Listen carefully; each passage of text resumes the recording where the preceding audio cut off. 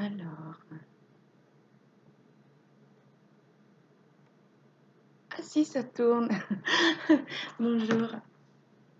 Alors, je suis Denise du site et de la page Facebook Nos Astres en couleur. Je viens vous parler de la nouvelle lune en Gémeaux qui se fait aujourd'hui.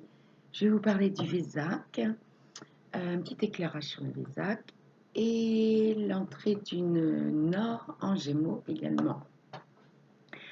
Alors, au sujet du Vésac.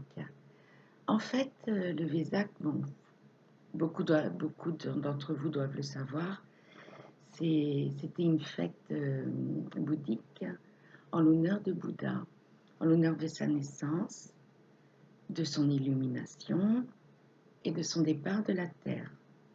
Donc ça, c'est la pleine lune du Taureau. C'est très vieux, enfin je sais, ça doit être depuis le départ de Bouddha, je suis bête. Puis ensuite, en Occident, enfin moi, d'après mes références, c'est Alice Bailey qui a parlé du Vésac. Mais j'ai pas toutes les références, peut-être que d'autres en ont parlé. D'ailleurs, dans ses écrits dans le tibétain, elle dit que c'est depuis 1900, donc depuis le début du XXe siècle, que des initiés, des spiritualistes, il y avait des grandes réunions d'initiés spiritualistes à cette époque, ont instauré la rencontre de Bouddha et de Jésus en Occident. Et c'est beaucoup Alice Bailey, enfin, de mes références, c'est beaucoup Alice Bailey qui ensuite a diffusé. Donc, le Vésac, pour nous occidentaux, il se passe entre la pleine lune de mai, avec Bouddha, l'illuminé, la lumière qui descend au plus près de la terre, avec des invocations, jusque la pleine lune des Gémeaux. Et c'est là que le Christ récupère cette énergie de lumière pour la diffuser sur terre. Voilà l'éclairage. Et en fait, ça correspond à, grosso modo, la Pentecôte, la descente de l'Esprit Saint. Voilà. Voilà ce qu'est en fait le Vésac. C'est pas seulement la date de la pleine lune, c'est pas seulement la date de la pleine lune de mai ou du Taureau, bien qu'il y ait encore controverse, pleine lune de mai ou du Taureau, mais bon, on va dire du Taureau. C'est entre la pleine lune du Taureau pour nous occidentaux et la pleine lune des Gémeaux. Donc on peut encore invoquer, d'ailleurs un mot invoquer. Bon, Alice Bailey, je ne sais pas si c'est elle qui l'a faite ou si ce sont ces initiés du début XXe siècle, il y a cette grande invocation. Vous pouvez la trouver partout sur Internet, il suffit de taper la grande invocation et c'est pour faire descendre la lumière sur Terre.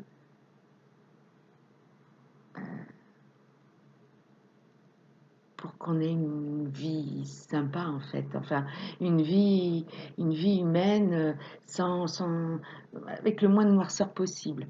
C'est l'esprit christique, c'est le deuxième rayon, l'amour sagesse. Bouddha et le Christ sont du deuxième rayon, celui de l'amour sagesse. Donc c'est la descente de l'amour sagesse, de la lumière, de l'Esprit Saint sur nous, de l'Esprit christique. Voilà en ce qui concerne le Vésac. Donc vous pouvez encore invoquer. Surtout si bon, il y a la grande invocation. Moi je ne sais pas trop parce que là encore il y a controverse.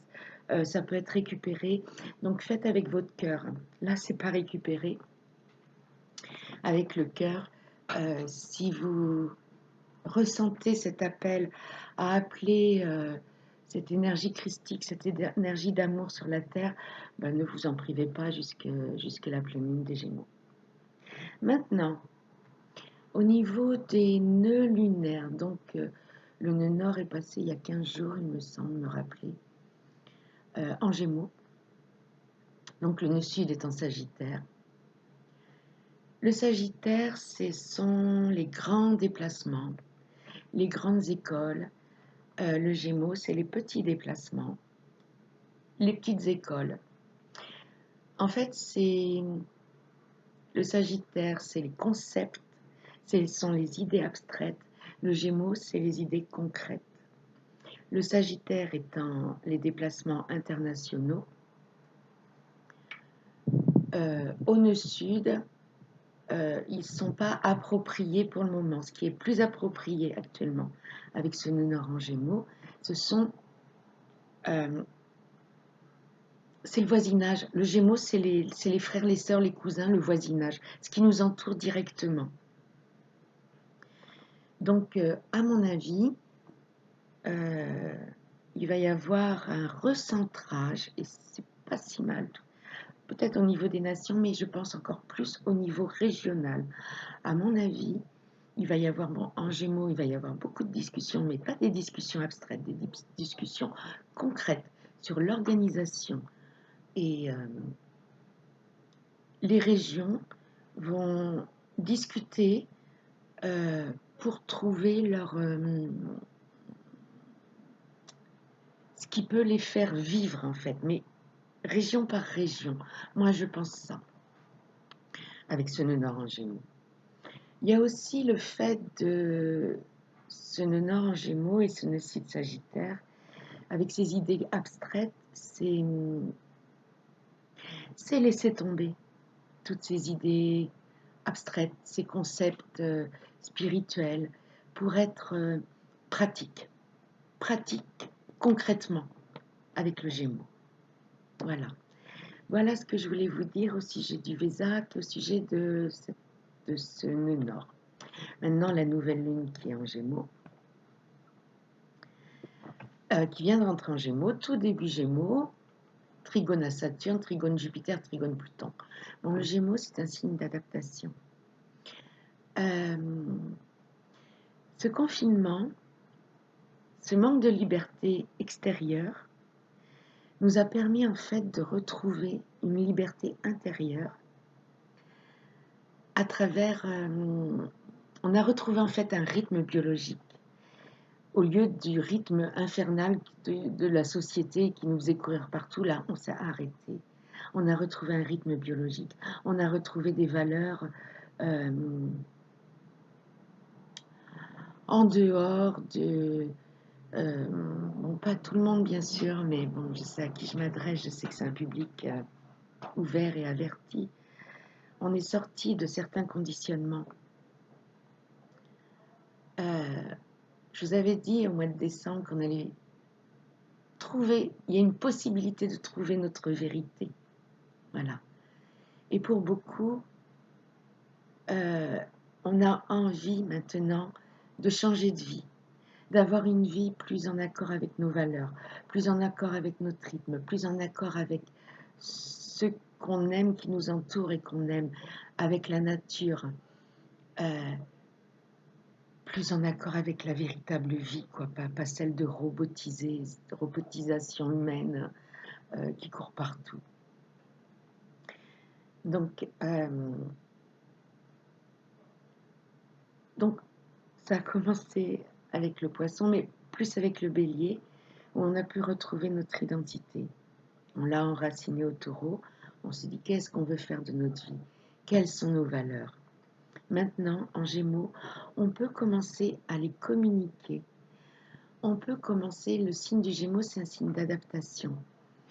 On peut commencer à adapter notre projet, nos futurs projets, même si ce n'est pas immédiat.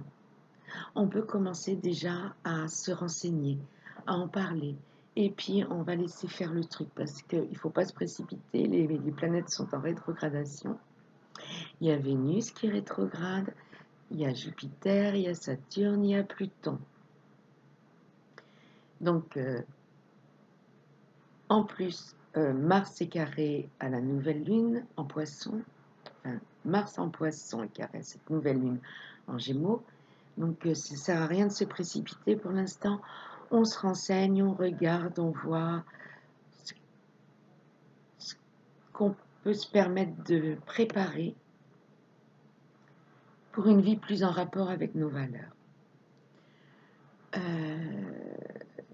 a-t-il d'autre ? puisque cette nouvelle lune trigone à Saturne nous permet de mettre en pratique, de construire, de lentement mais sûrement, de prévoir, de préparer avec lucidité, avec discernement aussi sur nos possibilités. Voilà ce qu'il en est pour cela. Il y a aussi une très belle conjonction Vénus-Mercure. Bon, Uranus est aussi carré à Saturne. À mon sens, Uranus en Taureau, il n'est pas à sa place. Il est à sa place en Verseau. Verseau qui fait carré au Taureau. Et à chaque fois qu'il y a Uranus en Taureau, les événements sont très forts. C'est comme si Uranus était compressé dans le Taureau. Et puis d'un seul coup, pouf, ça éclate. Et c'est des choses vraiment très fortes qui marquent des gros changements. Ça s'est passé avec le nazisme dans les années fin 30, où là encore ça a changé, après ça a changé la société. Là, on a vécu les événements de l'an passé, les gilets jaunes pour nous, la France, le Covid-19. Donc, Uranus en Taureau, ça a des impacts très forts sur ce qu'on va vivre après. C'est des changements lents, mais alors, boum, enfin bon. Voilà, il est toujours carré à Saturne.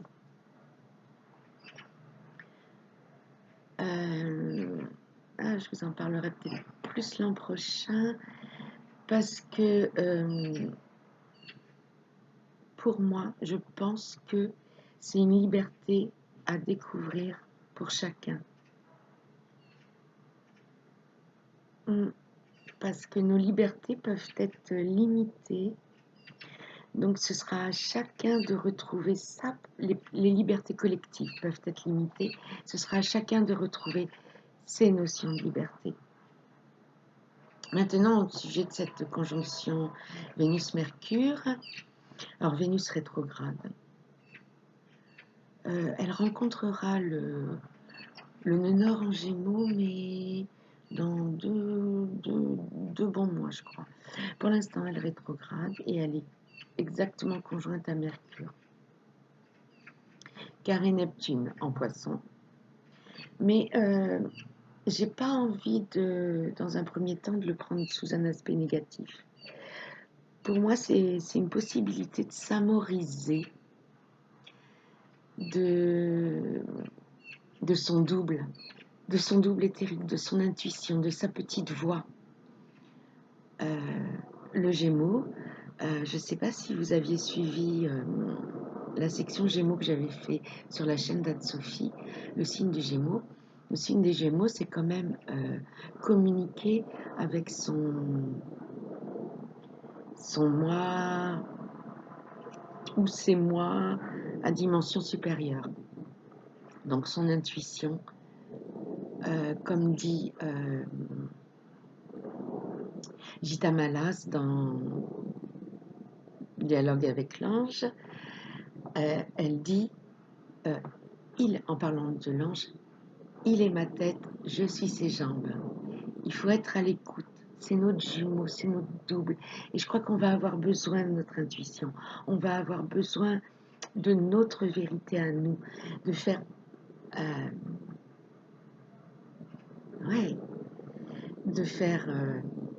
attention à ce qui se passe en nous, de croire en notre expérience à nous, pas l'expérience collective, pas ce que disent les médias, pas ce que veulent nous faire croire les idées conformistes, conformes. Pour trouver notre vérité et notre liberté, là maintenant il faut se faire confiance. Il faut faire confiance à notre vécu, à notre expérience, à ce qu'on ressent nous, à ce que l'on connaît nous de notre vie, de la vie. Voilà. Sinon on est... Et c'est marrant parce que le symbole sabian de cette nouvelle lune en Gémeaux. J'ai pas voulu vous le donner parce que ça parle de choses que j'aime pas. Ça parle de conformité, de conformisme justement. Ça parle de souverains qui, qui mettent leur veto quelque part, qui dictent les choses et d'où un conformisme de la population. Donc j'aime pas le conformisme. Je suis très uranienne, j'aime pas ça. Et je vous souhaite de pas y être, d'en sortir, parce que là, il y a vraiment des possibilités. Il y a vraiment un champ des possibles qui est immense. Il faut y croire. Il faut croire en ses rêves.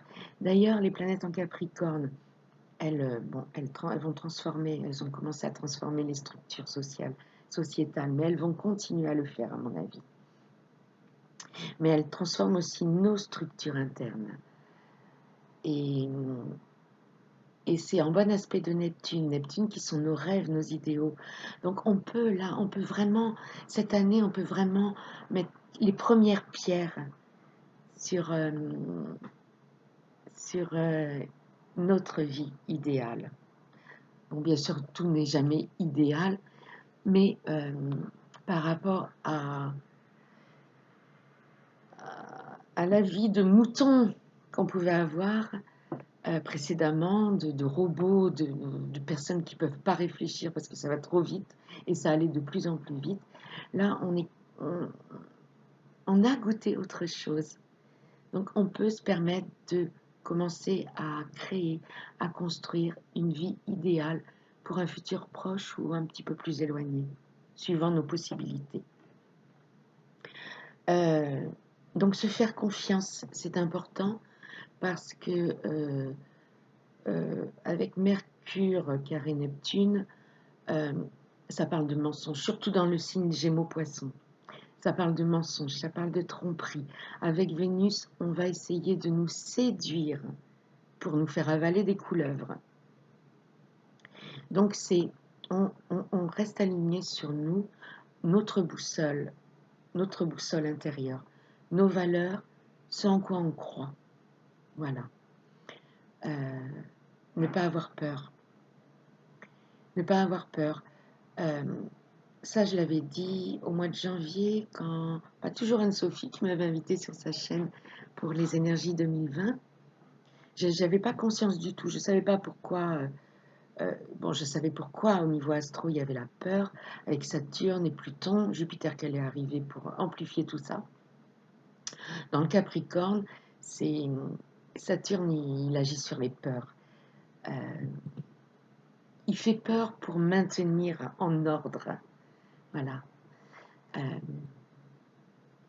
Ouais, les peurs. Les peurs qui ont joué des mauvais tours à certaines personnes ces derniers temps, parce que avec cette histoire de masque,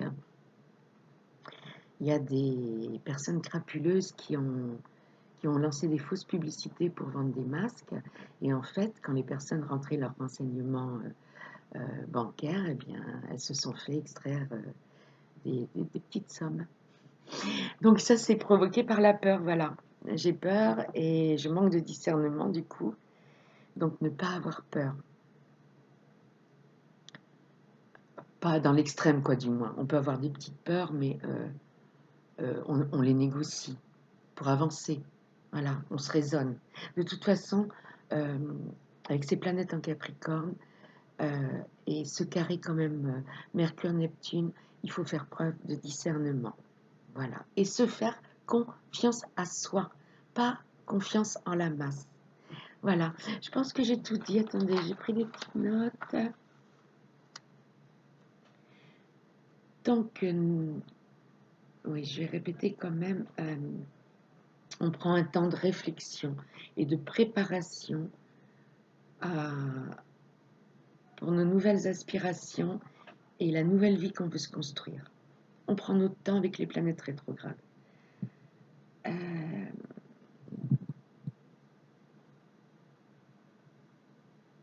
Et cette nouvelle lune en Gémeaux, je répète,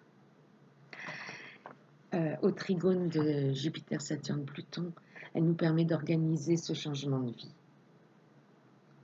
qui est plus en accord avec nos besoins essentiels. D'ailleurs, avec le Capricorne, on va à l'essentiel. Avec ce Covid-19, notre argent, on l'a dépensé à l'essentiel. Pas de fioriture. Voilà, donc on s'est habitué à, à favoriser ce qui est important pour nous. Bon, eh bien, je pense que c'est tout. C'est tout ce que j'avais à dire. Et je vous dis au revoir et à très bientôt. Bonne nouvelle lune en Gémeaux. Bonne adaptation.